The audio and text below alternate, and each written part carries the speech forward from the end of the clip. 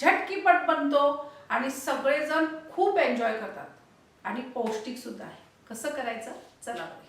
इथं मी 2 वाटी बासमती राईस घेतलाय। तुमच्याकडे कोणताही सुगंधी तांदूळ असेल तर तो चालेल। 2 वाटी आपल्याला घ्यायचा आहे। जर बासमती घेतलं तर अतिउत्तम, कारण त्याचे दाणे असे छान कुललेले होतात। किंवा दिल्ली राईस घ्या।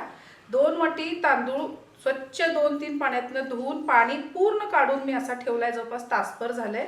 आणि इथं 1 वाटी मी अक्का मसूर घेतलाय। हा जवारी मसूर आहे, पण तो छान भिजल्या कारणाने तो छान असा फुलून आलेला आहे।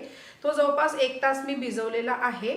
2 वाटी तांदळाला 1 वाटी मसूर आपल्याला भिजवायचे। ओके, आता ह्याला लागणारं वाटण मी तुम्हाला दाखवते।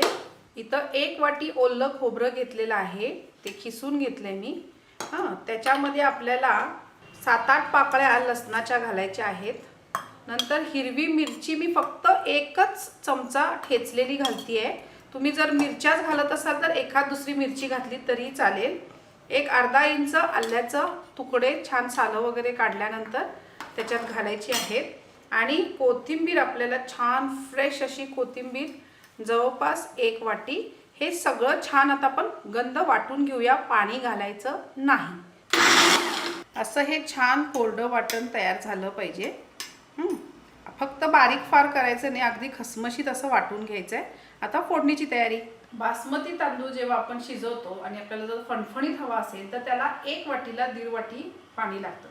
त्या अंदाजाने आता आपण 2 वाटी तांदूळ घेतलं तर त्याला आपल्याला लागणार आहे 3 वाटी पाणी।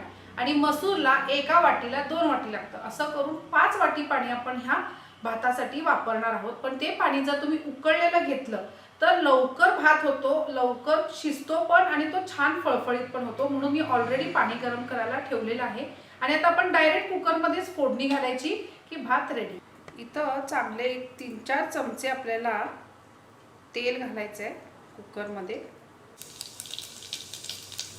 जिरं एक अर्धा चमचा घातला की ह्याच्यामध्ये कांदा, एक मध्यम आकाराचा कांदा बारीक चिरून घालायचा आहे। हे व्यवस्थित सगळं भाजून घेऊया। आता इथं आपला कांदा जो आहे तो छान ट्रान्सपरंट झालेला आहे। मी हळद, तिखट अगदी हलका रंग येण्यासाठी, कारण मिरची आपण ऑलरेडी घातलेली आहे, त्यामुळे 1 चमचाच तिखट घालते मी। गॅस सिमवरच ठेवा। ते वाटण आपल्याला घालायचं आहे आणि हे सगळं छान परतून घ्यायचं आहे। आता ह्याच्यात काय करायचं, इथं मी घरी तयार केलेला बिर्याणी मसाला घालते। पण बिर्याणी मसाला नसेल तर गरम मसाला कोणताही तुमच्याकडचा तोही चालेल। अगदी नावाला पाव चमचा तेवढाच हलकाच आपल्याला तो गरम मसाल्याचा स्वाद हवा आहे। आणि आता ह्याच्यात आपण मसूर घालूया। पाणी घालायचं नाही आहे, नुसतंच मसूर घालायची आहे। आणि तांदूळ, चवीपुरतं मीठ घालायचं आहे। आणि आता हे सगळं छान मिक्स करून घेऊया। कलर किती छान यायला लागलाय बघा। व्यवस्थित मिक्स करून घेतलं की आता ज्या वाटीने आपण तांदूळ आणि मसूर काढली होती त्याच वाटीच्या अंदाजाने बरोबर 5 वाटी पाणी आपण ह्याच्यामध्ये घालायचं। 4 आणि 5 बस। हे छान सगळं एकत्र मिक्स करून घ्यायचं।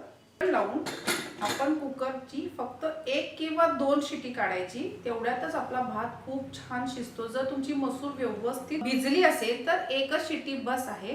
पण जर समजा मसूर तुम्ही आताच्या आता नुसतंच धुतला आणि टाकला तर त्याला 2 ते 3 शिट्ट्या तुम्हाला लागणार।